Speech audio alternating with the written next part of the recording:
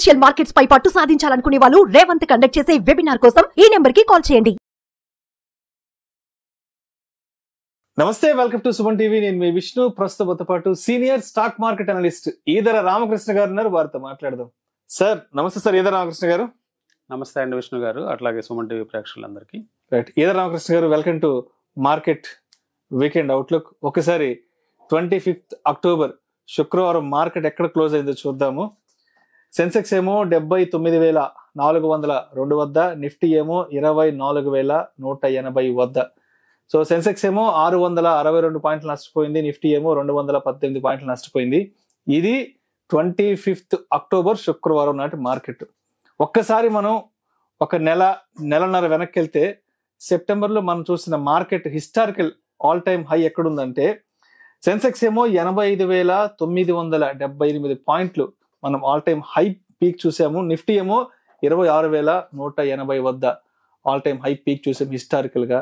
ఎందుకంటారు ఇంత పెద్ద డిఫరెన్స్ వచ్చింది మార్కెట్ లో? అసలు మనము అక్టోబర్ మంత్ ట్రెడిషనల్ గా ఎక్కువ సార్లు పాజిటివ్ గా క్లోజ్ అవుతూ ఉంటుంది. అవుట్ ఆఫ్ 10 అక్టోబర్స్ కనుక మనం తీసుకున్నట్టు లాస్ట్ 10 years 8 times పాజిటివ్ గా క్లోజ్ అయ్యాము, 2 times స్వల్పంగా నష్టాలతో క్లోజ్ అయ్యాము. కానీ మనం ఈ మంత్ సెప్టెంబర్ ఎప్పుడైతే క్లోజింగ్ లో ఆల్ టైమ్ హైస్ తీసుకున్నామో అక్కడ నుంచి మార్కెట్స్ భారీ పతనాన్ని నమోదు చేశాయి. ఆల్మోస్ట్ ఇప్పుడు మనము బ్రాడర్ ఇండిసెస్ లైనా నిఫ్టీ, సెన్సెక్స్, బ్యాంక్ నిఫ్టీ ఇలాంటివన్నీ కూడా ఆల్మోస్ట్ 7 నుంచి 8.5% దాకా పడిపోయినాయి. అంటే వీక్నెస్ అనేది అన్ని ఇంకా మిడ్ క్యాప్, స్మాల్ క్యాప్, ఇంకా మైక్రో క్యాప్ ఈ సెక్టార్స్ లో ఇంకా హెవీగా ఉంది. బ్రాడర్ ఇండెక్సెస్ అంటే టాప్ 8 కంపెనీస్ ఉంటాయి, అలాంటి ఇండెక్స్ లోనే 8.5% పతనం కనిపించింది. దీనికి కనుక ముఖ్య కారణాలు చూస్తే దాదాపుగా FIS సెల్లింగ్ అని ప్రముఖంగా చెప్పుకోవచ్చు. FIS సెల్లింగ్ అంటే ప్రాఫిట్ బుకింగ్ వల్ల వచ్చిందా, లేకపోతే వాళ్ళు చైనాకి షిఫ్ట్ అయిపోతున్నారా అనే అంశాలు మనము డీటెయిల్ గా డిస్కస్ చేసే ముందు దాదాపుగా మనము ఫిగర్స్ కనుక చూస్తే 1 lakh crores ఈ రోజు అక్టోబర్ మంత్ లో 1 lakh crores వెళ్ళిపోయినాయి. అంటే జస్ట్ ఒక 19 సెషన్స్ అంతే చెప్పాలంటే, 19 సెషన్స్ జరిగింది మార్కెట్. ఈ అక్టోబర్ మాసంలో దాదాపుగా 1 లక్ష కోట్ల రూపాయలు FIS అమ్మకాలు జరిపి క్యాష్ మార్కెట్ లో వాళ్ళు సొమ్ము చేసుకోవడం జరిగింది. అంటే వాళ్ళు ఎప్పుడో ఇన్వెస్ట్ చేసిన అమౌంట్స్. అంటే ఫర్ ఎగ్జాంపుల్ వాళ్ళు కొన్ని FIS 2000s లో స్టార్ట్ అయ్యారు, 2005, 10 స్టార్ట్ అయిన FIS ఇప్పుడు అమ్ముకోవడం వల్ల వాళ్ళకి భారీ లాభాలు అనేవి వాళ్ళ పోర్ట్ఫోలియోస్ లో వచ్చాయి. సో ఈ లాభాలు తీసుకొని మేబీ చౌక మార్కెట్లు అయినా like China market, even Chinese market 2008-9 highs కూడా ఇంకా రాలేదు, చాలా దూరంగా ఉంది. అంటే ఆ మార్కెట్స్ లో మనం 2-3 years బ్యాక్ ఎప్పుడైతే స్లంప్ వచ్చిందో కరోనా తర్వాత వాళ్ళు కోలుకోలేకపోయారు. సో కరోనా తర్వాత ఆ మార్కెట్స్లో డౌన్ ఫాల్ అనేది చూసాము. ఆ డౌన్ ఫాల్ అనేది లాస్ట్ మంత్ అరెస్ట్ అయిందండి. అంటే ఆల్మోస్ట్ ఒక బాగా డౌన్ ఫాల్ తర్వాత ఒక $3 trillion మార్కెట్ క్యాప్ పెరిగింది. కేవలము ఫ్యూ సెషన్స్లోనే 30% ప్రైసెస్ ఇండెక్స్ లెవెల్లో, హ్యాంగ్సెంగ్ ఇండెక్స్ లెవెల్లోనే పెరగడం చూసాం. అంటే FIS భారీ ఎత్తున చైనా వెళ్తున్నారా అని అర్థమవుతుంది. సో వీటి తోడు మార్కెట్లో రకరకాల అంశాలు ఉన్నాయి. లైక్ యుఎస్ ఫెడ్ కనుక చూస్తే almost US fed last month మనము చూసినప్పుడు వాళ్ళు 0.5 basis points 0.5% ఇంట్రెస్ట్ రేట్స్ తగ్గించడం జరిగింది.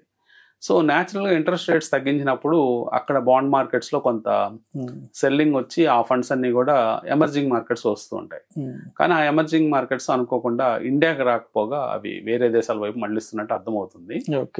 సో మనము ఎప్పుడైతే అమెరికాలో ఫెడ్ రేట్స్ తగ్గిస్తారో అప్పుడు మనకి ఇండియన్ మార్కెట్కి వస్తాయని మన అనలిస్టులు కానీ లేకపోతే ఎక్కువ మంది భావించారు. ఎందుకంటే మోస్ట్ అట్రాక్టివ్ మార్కెట్గా ఉంది, చాలా కంట్రీ కూడా చాలా గ్రోత్ చాలా ఫాస్ట్గా ఉంది. మన GDP growth with consensus number 7%, అంటే ఇంకా 8-9% కూడా అంటుంటారు అప్పుడప్పుడు, కానీ 7% అనేది అందరూ ఒప్పుకునే అంశం. సో ఇలాంటి 7% గ్రోత్ రేటు ఏ ఎమర్జింగ్ మార్కెట్లో లేదు. సో ఇలాంటి అట్రాక్టివ్ అంశాలు అంటే డెమోగ్రఫిక్ పరంగా కూడా మనం చాలా స్ట్రాంగ్గా ఉన్నాం. సో ఇలాంటి అంశాలన్నీ కూడా చూసినప్పుడు ఫెడ్ రేట్ కట్టింగ్ అనేది ఎప్పుడైతే FI ఫండ్స్ వస్తాయి అనుకున్నామో అది మిస్ఫైర్ అయిపోయింది. ఎందుకంటే వాల్యుయేషన్స్ పరంగా ఎక్కువగా ఉండడం వల్ల పాత FIS అమ్మకాలే ఎక్కువ, నెట్ అమ్మకాలు జరుపుతూ ఉన్నారు. సో నెట్ లెవెల్లో. సో ఇది మనకి ఒక పెద్ద మైనస్ గా మారిపోయి ఇండెక్స్లు ఫాలో అవడం చూసాం. అట్లాగే హెచ్ఎన్ఐస్ తర్వాత వీళ్ళందరూ కూడా ప్రాఫిట్ బుకింగ్ చేసుకొని కూర్చుంటున్నారు. ఎందుకంటే మార్కెట్లో చాలా కంపెనీలు 100, 150, 200 PE రేషియోస్ వద్ద ట్రేడ్ అవుతున్నాయి. అంటే హైలీ చాలా ఎక్స్పెన్సివ్ అనమాట. అంటే ఆ కంపెనీస్ కనుక ఆ PE రేషియోస్ వద్ద సస్టైన్ అవ్వాలంటే రాబోయే సంవత్సరాల్లో దాదాపుగా 50%, 100% గ్రోత్ రేట్స్ చూపించాల్సిన అవసరం ఉంది. ఒక్కొక్క కంపెనీ 100% పెరుగుతుందా అంటే అది అనుమానమే. ఎందుకంటే అంతంత గ్రోత్ రేట్ కంపెనీస్లో రావాలంటే దాని బ్యాక్గ్రౌండ్లో చాలా క్యాపెక్స్ అంటే కెపాసిటీ బిల్డప్ కానీ దానికి తగ్గ హంగు ఆర్బాట్ అంటే అవన్నీ ఉండాలి మనకి. కంపెనీ ఊరినే గ్రోత్ 10%, 20% అంటే నార్మల్గా గ్రో అవుతుంది. 100% గ్రోత్ రేట్స్ చూపించాలంటే చాలా కష్టం. సో ఇవన్నీ కూడా కొంత స్మార్ట్ ఇన్వెస్టర్స్ అర్థం చేసుకొని ప్రాఫిట్ బుకింగ్ చేసుకోవడం జరిగింది. సో ఇవన్నీ అంశాలు కొంచెం మన మార్కెట్ని వెనక్కి తీసుకెళ్తున్నాయని మనం అర్థం చేసుకోవచ్చు. అట్లాగే యుఎస్ ఎలక్షన్స్ ఉన్నాయి కానీ యుఎస్ ఎలక్షన్స్ ఇంపాక్ట్ కంటే ఇప్పుడు చెప్పుకున్న అంశాలు ఎక్కువగా ప్రభావితం చేశాయని అనుకోవచ్చు. సో అయితే ఇప్పుడు ఈదర్ రామకృష్ణ గారు, ఇప్పుడు రీసెంట్ గా వచ్చిన క్వార్టర్ రిజల్ట్స్ లో ఇండస్ ఇండ్ బ్యాంక్ ఇంపాక్ట్ కూడా ఎక్కువ మార్కెట్ ఫాల్ కి దారి తీస్తున్నట్టు కూడా ఆర్టికల్స్ రావడం జరిగింది. ఏం జరిగింది అసలు ఇండస్ ఇండ్ బ్యాంక్ విషయంలో? ఇండస్ ఇండ్ బ్యాంక్ లాస్ట్ 12 quarters లో వర్స్ట్ రిజల్ట్ ఇవ్వడం జరిగింది. 12 quarters బా. సో అందువల్ల బ్యాంకింగ్ సెక్టార్లో మనము ఇప్పుడు ఉన్న రిజల్ట్ సీజన్ చూసినప్పుడు ఐటీ సెగ్మెంట్లో టీసీఎస్ డిసప్పాయింట్ చేసింది. విత్ వెరీ స్టార్టింగ్ లోనే ఈ క్వార్టర్లీ రిజల్ట్స్ లో టీసీఎస్ డిసప్పాయింట్ చేయడం జరిగింది. అట్లాగే మెజారిటీ ఆఫ్ ద సెక్టార్స్ లో మిక్స్డ్ రిజల్ట్స్ వస్తూ ఉన్నాయి. అంటే కొన్ని కంపెనీస్ బాగానే ఇస్తున్నాయి, కొన్ని కంపెనీస్ బాగా ఇవ్వలేకపోతున్నాయి, ఇవన్నీ చూస్తున్నాం. కానీ బ్యాంకింగ్ సెక్టార్లో రిజల్ట్స్ బాగున్నాయండి. అంటే బ్యాంకింగ్ సెక్టార్లో చాలా మటుకు కంపెనీస్ మంచి రిజల్ట్స్ ఇచ్చాయి. Except few banks like RBL bank కావచ్చు, లేకపోతే ఇండస్ ఇండ్ బ్యాంక్ కావచ్చు, ఇట్లాంటి బ్యాంక్స్ మినహాయించి మిగతా అన్ని కూడా బాగా రిజల్ట్స్ ఇచ్చాయి. కానీ అనుకోకుండా సడన్ గా ఇంత వర్స్ట్ రిజల్ట్ ఇవ్వడంతో ఇండస్ ఇండ్ బ్యాంక్ ఆల్మోస్ట్ ఓపెనింగ్ లోనే 10% నిన్న కోల్పోవడం జరిగింది. క్రమేపీ అది ఇంకా పర్సంటేజ్ లాస్ పెరిగిపోయి ఎండ్ ఆఫ్ ద డేకి 19% లాస్ అయింది. సో అది దాని ఇంపాక్ట్ అనేది అది ఫ్రైడే అవడంతో ఒక్కసారిగా బ్రాడర్ ఇండస్ట్రీస్ లైన బ్యాంక్ నిఫ్టీ, సెన్సెక్స్ వీటన్నిటి మీద ప్రభావం కనిపించింది.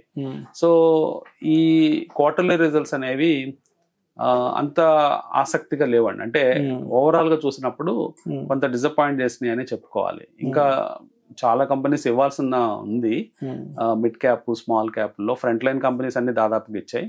బాగా డిసప్పాయింట్ చేసిన సెక్టర్ ఏదైతే ఉందని మనం చూస్తే ఈ రిజల్ట్ సీజన్ లో ఎఫ్ఎంసీజీ. ట్రెడిషనల్ గా ఎఫ్ఎంసీజీ మీద ఎక్కువ మందికి ఆశలు ఉంటాయి. సో ఎక్కువ మంది ఎఫ్ఎంసీజీ స్టాక్స్ లో అంటే డిఫెన్సివ్ సెక్టర్ గా బాగా పేరుంది. అంటే ఎలాంటి సీజన్స్ లో అయినా ఎఫ్ఎంసీజీ పర్ఫామ్ చేస్తుందని. కానీ ఎఫ్ఎంసీజీలో అనూహ్యంగా నెగటివ్ గ్రోత్ కనిపిస్తుంది. అంటే క్వార్టర్లీ కంపేర్ చేసిన, ఇయర్ టు ఇయర్ కంపేర్ చేసిన మైనస్ నెంబర్స్, అంటే -10% డీ గ్రోత్, -6% నెగిటివ్ గ్రోత్, ఇట్లా అంటే సేల్స్ తగ్గుతున్నాయి, ప్రాఫిట్స్ తగ్గుతున్నాయి. ఈ అంశాలన్నీ మనం ఈ ఎఫ్ఎంసీజీ రంగంలో గమనిస్తున్నాం. అందువల్లే మీరు ఇప్పుడు అబ్జర్వ్ చేస్తే నెస్లే కానీ, డాబర్ కానీ ఇలాంటి front line companies, Hindustan Unilever, ఇవన్నీ ఫ్రంట్ లైన్ కంపెనీస్ అన్ని కూడా ఈ రిజల్ట్స్ తర్వాత షార్ప్ గా ఫాలో అవడం చూసాం. జనరల్ గా హిస్టారిక్ లో చూసినప్పుడు నెస్లే లాంటి కంపెనీలు 20% ఫాలో అవడం చాలా అరుదనమాట. డాబర్ అయితే 25% అబౌవ్ ఫాలో అయింది. సో ఇవన్నీ కూడా ఆల్ టైమ్ హై నుంచి. సో ఇదొక భారీ ఫాల్ ని నమోదు చేయటం, అంటే వెంటనే మనం ఈ స్టాక్స్ లో దూకి మనకి అవకాశం వచ్చిందని కొనుక్కుందామంటే కొనద్దనే చెప్తాను, కొంచెం వెయిట్ చేయమని చెప్తాను. ఎందుకంటే ఇది వన్ ఆఫ్ ద టైమా, లేకపోతే ఒకసారి జరుగుతుందా, లేకపోతే నెక్స్ట్ క్వార్టర్ కూడా కంటిన్యూ అవుతుందా, లేకపోతే ఇది ఒక అంటే ఎందుకంటే ప్రతి ఒక్క సెక్టార్లో డిస్రప్షన్స్ వస్తున్నాయి. ఇప్పుడు పర్చేసింగ్ ప్రయారిటీస్ మారిపోతున్నాయి. ఇదివరకు షాప్కి వెళ్ళి కొనేవాళ్ళు ఇప్పుడు జెప్టోలో రకరకాలుగా కొంటున్నారు. తర్వాత ఆన్లైన్ ప్లాట్ఫామ్స్ వచ్చాయి. ఇప్పుడు ఎఫ్ఎంసీజీ అంటే ఫర్ ఎగ్జాంపుల్ కాఫీ బ్రాండ్, ఒక టూత్ పేస్ట్ బ్రాండ్ చూస్తే మనం 2-3 బ్రాండ్సే మనము షాప్కి వెళ్తే కనిపిస్తాయి. కానీ మనము అదే ఒక ఆన్లైన్ అమెజాన్లోకి వెళ్ళినప్పుడు 100 బ్రాండ్స్ కనిపిస్తాయి. అవి వెల్ నోన్ బ్రాండ్స్ కావచ్చు, లోకల్ బ్రాండ్స్ కావచ్చు, రకరకాల బ్రాండ్స్ అన్ని కూడా అక్కడ ఉంటాయి. కాబట్టి స్టాక్ అంటే ఈ పర్చేజ్ చేసేవాళ్ళు ఇది ఏం పిక్ చేస్తారంటే వాళ్ళు ఏదో ఒకటి ర్యాండమ్ గా పిక్ చేసుకుంటూ వెళ్తారు. సో అందువల్ల మెయిన్ స్ట్రీమ్ కంపెనీస్ కొంచెము హడ్డిల్స్ ఉన్నాయేమో అనిపిస్తుంది. అందుకని ఆల్ ఆఫ్ ద సడన్ మనం ఆ స్టాక్స్ కొనకుండా కొంత వెయిట్ చేసి కొంతకాలం మనము ఆగి ఒక 2 క్వార్టర్స్ అబ్జర్వ్ చేసి నిజంగా ఇది కంటిన్యూ అవుతుందా, ఇలాంటి సినారియో కంటిన్యూ అయితే కొంచెము ప్రస్తుతానికి ఎఫ్ఎంసీజీకి దూరంగా ఉండటం బెటర్. లేదు ఇది జస్ట్ ఈ క్వార్టర్లో ఏదో జరిగింది, నెక్స్ట్ క్వార్టర్ నుంచి మళ్ళీ బాగానే ఉంది అనుకుంటే మళ్ళీ మనం కూడా ఆ స్టాక్స్లో జాయిన్ అవ్వచ్చు. రైట్.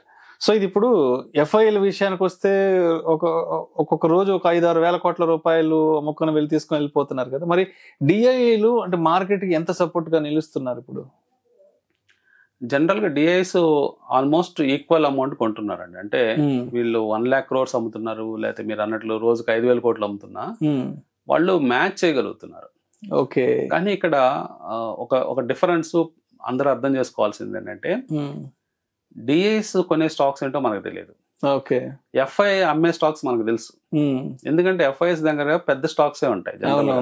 సో హెచ్డిఎఫ్సి బ్యాంక్ కానీ లేకపోతే రిలయన్స్ కానీ ఈ మధ్యకాలంలో పెద్ద స్టాక్స్ పడిపోతున్నాయి. రిలయన్స్ లాంటివి మీరు అబ్జర్వ్ చేస్తే రిలయన్స్ కూడా మంచి కరెక్షన్ ఇచ్చింది ఈ మంత్ లో. సో ఎఫ్ఐఎస్ పెద్ద స్టాక్స్ అమ్ముతున్నారు, ప్రాఫిట్ బుకింగ్ జరుగుతుంది. ఏబిబి, సిమెన్స్ ఇట్లా మీరు వెల్ నోన్ కంపెనీస్. మొన్న రిజల్ట్స్ డిసప్పాయింట్ అయిపోయినప్పటికీ బజాజ్ ఆటో లాంటి స్టాక్స్ లో షార్ప్ కరెక్షన్, టీవీఎస్ మోటార్స్ ఇట్లా బాగా పర్ఫామ్ చేసే stocks, top line companies, Nifty 50 companies లో సెల్లింగ్స్ మనం చూస్తున్నాం. సో దానికి కారణం మనము ఈజీగా అర్థం చేసుకోవచ్చు, ఎఫ్ఐసి అమ్ముకుంటున్నారని. కానీ అట్లనే ఆ కంపెనీస్ అన్ని ఏమన్నా బ్యాడ్ కంపెనీస్ అంటే కాదు, మంచి కంపెనీసే, లాంగ్ టర్మ్ లో బాగా పర్ఫామ్ చేసే కంపెనీసే. కానీ ఎఫ్ఐఎస్ నాన్ స్టాప్ గా అమ్ముతూ వెళ్తున్నారు.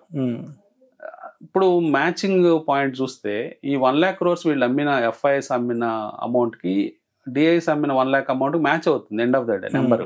కానీ వాళ్ళు ఎఫ్ఐఎస్ దాంట్లో అమ్మి డిఐస్ వేరే సెక్టార్స్ లో కొనొచ్చు.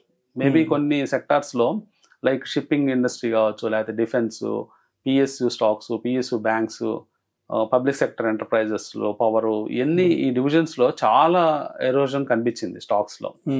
ఇప్పుడు షిప్పింగ్, డిఫెన్స్ వాటిలో 40-50% కోల్పోయిన స్టాక్స్ ఉన్నాయి. అలాగే పిఎస్యు బ్యాంక్స్ అయితే వర్స్ట్ పర్ఫార్మర్ ఈ సంవత్సరం. అలాగే లాస్ట్ 1 month లో కూడా చాలా ప్రైసెస్ ఎరోడ్ అయినాయి. ఎక్సెప్ట్ ఎస్బీఐ అంత ఫాస్ట్ ఎరోడ్ కాకపోయినా మిగతా పిఎస్యు బ్యాంక్స్ అన్ని బాగా ఎరోడ్ అయినాయి. సో ఈ ఎరోడ్ అయిన స్టాక్స్ లో వాళ్ళు ఇన్వెస్ట్ చేస్తున్నారో మనకు తెలియదు. సో డిఐస్ ఎక్కడ కొంటున్నారో, ఎఫ్ఐఎస్ ఎక్కడ అమ్ముతున్నారో మనకు అర్థం కాదు. అదే వాళ్ళు ఎఫ్ఐఎస్ రిలయన్స్ అమ్ముతుంటే వీళ్ళు డిఐస్ రిలయన్స్ కొంటుంటే ఇండెక్స్ నిలబడేదేమో సేమ్. ఎందుకంటే నెగటివ్ టోటల్ చూసినప్పుడు FID total net out flow అనేది 0 ఉంది కాబట్టి మార్కెట్ అక్కడే ఉండాలి. కానీ మార్కెట్ ఎందుకు పడిపోతుంది అంటే అమ్మేది ఒక చోట, వీళ్ళు కొనుక్కునే వాళ్ళు వేరే చోట. అందువల్ల ఈ మిస్ మ్యాచ్ జరుగుతుందని అర్థం చేసుకోవచ్చు. రైట్.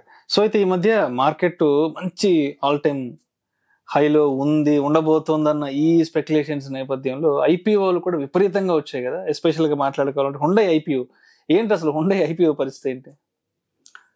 హ్యూండై ఐపీఓ జనరల్ గా వాళ్ళు మార్కెట్ లో 14% షేర్ ఉన్నారండి. అంటే కార్ మార్కెటింగ్ లో, అంటే వెహికల్స్ 4-wheelers మార్కెట్ లో. వెరేజ్ మారుతి తీసుకుంటే 41 crores 41% మార్కెట్ షేర్ ఉంది వాళ్ళకి. సో ఓవరాల్ గా చూసినప్పుడు హ్యూండై అనేది మంచి పాపులర్ బ్రాండ్. లాస్ట్ 30 years నుంచి ఇండియన్ మార్కెట్ లో ఉంది. చాలా vehicles well known successful brands ఉన్నాయి. కంపేర్డ్ టు మారుతి వెహికల్స్ కంటే సుపీరియర్ వెహికల్స్ హ్యూండై బ్రాండ్ మీద ఉన్నాయి. కానీ ఇక్కడ జరిగింది ఏంటంటే ఎగ్జాక్ట్ పిఈ రేషియోస్ మనం అబ్జర్వ్ చేస్తే, ప్రైస్ టు ఎర్నింగ్స్ రేషియోస్, అంటే ఎంత ప్రాఫిట్స్ మీద ఎంత ప్రైస్ ని వాళ్ళు కమాండ్ చేస్తున్నారు అనేది చూస్తే మారుతి 26 పిఈ రేషియోలో ఉంది. సో న్యాచురల్ గా హ్యూండై వాళ్ళు ఏమనుకున్నారంటే మేము కూడా అదే ప్రాఫిట్స్ ఇస్తున్నాము ఇంచుమించుగా సేల్స్ మీద, అలాగే మేము కూడా అదే పిఈ రేషియోని తీసుకుందామని చెప్పేసి అదే ప్రైస్ కి వాళ్ళు ఇవ్వటం జరిగింది. సో ఈ రోజున మన మారుతిని హ్యూండైని కంపేర్ చేసినప్పుడు, ప్రాఫిట్ తో కంపేర్ చేసినప్పుడు 2 కంపెనీలు సేమ్ డిటో. మేబీ ఫ్యూచర్ లో మారుతి ఒక 2% తగ్గచ్చు, లేకపోతే హ్యూండై ఒక 2% పెరగచ్చు, లేదా ఇద్దరు అక్కడే ఉండొచ్చు అదే పర్సంటేజ్ మార్కెట్ షేర్ లో. కానీ ఓవరాల్ మార్కెట్ బేస్ పెరిగే ఛాన్స్ ఉంది రాబోయే సంవత్సరాల్లో. అంటే Indian market per capital consumption కనుక మనం కార్స్ కనుక చూస్తే, అమెరికాలో 550 కార్లు 1000 మంది వాడతారు. ఒక 1000 మంది పాపులేషన్ కి 550 కార్లు వాడతారు మోస్ట్ డెవలప్డ్ కంట్రీలో. అట్లాంటిది చైనా ఇవన్నీ తీసుకున్నప్పుడు చాలా కంట్రీస్, డెవలప్డ్ కంట్రీస్ లో అదే నెంబర్స్ ఉంటాయి. చైనా లాంటి కంట్రీలో తీసుకున్నా కానీ 250 కార్ల దాకా వాడతారు. అలాంటిది ఇండియా తీసుకుంటే కేవలం 26 కార్లు మాత్రమే ఉన్నాయి. అంటే 1000 మంది పాపులేషన్లకి 26 కార్లే ఉన్నాయి మార్కెట్. అంటే ఈ నెంబరు మీకు అది 52 అయింది అనుకోండి, అంటే 100% గ్రోత్ అనమాట. అంటే మీకు వీళ్ళు మార్కెట్ షేర్లు ఇలా కాపాడుకుంటే, రాబోయే సంవత్సరాల మారుతి హుండై కనుక మార్కెట్ షేర్లు కాపాడుకుంటే, బేస్ పెరిగిందంటే, అంటే 1000కి 26 బదులు 1000కి 52 వేసుకుంటే, అంటే మీరు ఊహించుకోండి ఎంత మార్కెట్ ఉందో ఇండియాకి. ఇంకా చాలా పొటెన్షియల్ ఉంది ఇండియాకి. ఇండియా మార్కెట్ కేవలం ఈ కార్లు, 4 వీలర్స్ లో చూస్తే ఇక్కడ ఉన్న చాలా కంపెనీలు బేస్ పెట్టుకొని ఎక్స్పోర్ట్ కూడా చేస్తున్నారు. సో ఆ సేల్స్ కూడా కన్సిడర్ చేసుకుంటే చాలా పెద్ద మార్కెట్ ఇండియా నుంచి తయారవుతుంది. సో కాబట్టి హ్యూండై కంపెనీ అనేది అట్పార్ ఇచ్చారు. కానీ ఇక్కడ ఇబ్బంది ఏమొచ్చిందంటే చాలా పెద్ద ఇష్యూ రావటం, తర్వాత చాలా మంది అనలిస్టులు ఇంత పెద్ద ఇష్యూ అవటం గతంలో ఫెయిల్యూర్స్ చూశారు. లైక్ ఎల్ఐసిలో అనలిస్టులు అందరూ చాలా బుల్లిష్ గా ఉన్నారు. ఎల్ఐసి ఇష్యూ రాకముందు చాలా మంది కొనండి కొనండి కొనండి అని అందరినీ చెప్పి ఇన్వెస్టర్స్ చేత ఇరికించారు. అలా చెప్పడం వల్ల ఆ స్టాక్స్ పడిపోయినాయి. అంటే వాటి ఫండమెంటల్స్ ప్రకారం ఆ స్టాక్స్ కిందకు వచ్చాయి, ఎల్ఐసి లాంటిది, పేటిఎం లాంటిది. కానీ అదే జరుగుతుందేమని భయపడిపోయి చాలా మంది అనలిస్టులు హ్యూండై అప్లై చేయొద్దని చెప్పడం జరిగింది టీవీలో. ఎప్పుడైతే అప్లై చేయడం వద్దన్నారో, పెద్ద ఇష్యూ ఇది, ఈజీగా అలా టైప్, ఆటోమేటిక్గా అది 52% సబ్స్క్రైబ్ అయ్యింది వాళ్ళు అనుకున్న దాంట్లో. కానీ వాళ్ళు ఏదో యాంకర్ ఇన్వెస్టర్లు వాళ్ళతో అండర్ రైటర్స్ ఉంటారు, అండర్ రైటర్స్ మద్దతుతో ఎట్లా ఒకట్లా గట్టెక్కిచ్చారు. గట్టెక్కిచ్చిన తర్వాత ఇప్పుడు అంటే 2 lakhsకి అప్లై చేసిన వాళ్ళకి నేను అనుకోవడం అంత 100% వచ్చేస్తుంటాయి, ఎందుకంటే అండర్ సబ్స్క్రైబ్ అయింది కాబట్టి. సో వాళ్ళకి ఇప్పుడు ఏంటంటే ఫస్ట్ డే కొంత క్రాష్ అయినప్పటికీ చిన్నగా కోలుకుంటుంది. మేబీ మార్కెట్ కండిషన్ బాగాలేకపోవడం వల్ల మారుతి పడితే ఇది కూడా పడే అవకాశం ఉంటుంది. అంతే రిస్క్, కానీ లాంగ్ టర్మ్ లో ఆ స్టాక్ మంచి స్టాకే హోల్డ్ చేయొచ్చండి. సో మరి ఇప్పుడు ఈ అక్టోబర్ మాసానికి సంబంధించి ఇంకా హార్డ్లీ ఒక 3 to 4 సెషన్స్ మాత్రమే మార్కెట్ నడిచే అవకాశం ఉంది కాబట్టి, సో ఇంకొక నెక్స్ట్ ఒక 3 to 4 days వరకు మరి మార్కెట్ ని ఏ విధంగా అబ్జర్వ్ చేయాలి అంటారు అసలు? యూజువల్ గా మార్కెట్స్ ఎప్పుడు కూడా వీక్ గా జరుగుతూ ఉంటే జనరల్ గా వీక్ గానే సెటిల్మెంట్ క్లోజ్ అయ్యే అవకాశాలు ఉంటాయి. కానీ మార్కెట్ ఎక్సెస్ గా ఫాలో అయినట్టు నేను అనుకుంటున్నాను. అంటే any time sharp bounce back వచ్చే ఛాన్స్ ఉంది. మనం ఆ బౌన్స్ బ్యాక్ ముహూర్త డే ఇస్తాడా, లేకపోతే మనకి ముహూర్త డే సాటర్డే ఫ్రైడే ఉన్నట్లుంది. సో ఫ్రైడే ముహూర్త డే ఉంది, ముహూర్త డే ఇస్తాడా లేకపోతే ముందే ఇస్తాడా, నెక్స్ట్ అంటే రాబోయే మండే టు థర్స్డే ఇస్తాడా అనేది కొంత ప్రశ్నార్థకం. ఎందుకంటే డిఫరెంట్ ఫ్యాక్టర్స్ మార్కెట్ లో ఎఫెక్ట్ అయ్యే అవకాశం ఉంది. అది క్లియర్ గా మనం గెస్ చేయలేం ఫ్యూచర్ లో ఏం జరుగుతుంది అనేది.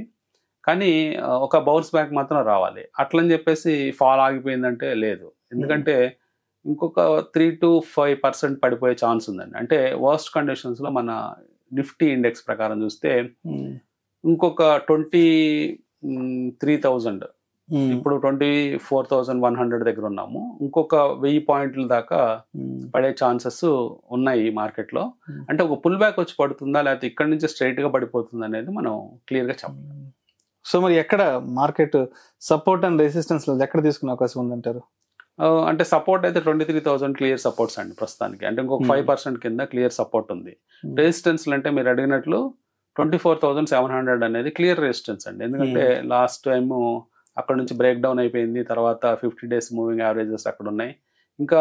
ఇంకా ఎగ్జాక్ట్ గా చెప్పుకోవాలంటే 25,000 అనేది చాలా క్లియర్ గా big resistance, big round number కూడా. ఆ నెంబర్స్ కనుక క్రాస్ అయితేనే కొంచెం స్మూత్ గా మార్కెట్స్ పైకి వెళ్ళే ఛాన్స్ ఉంది. Right, thank you sir, thank you so much Edara Ramakrishna garu. Thank you అండి.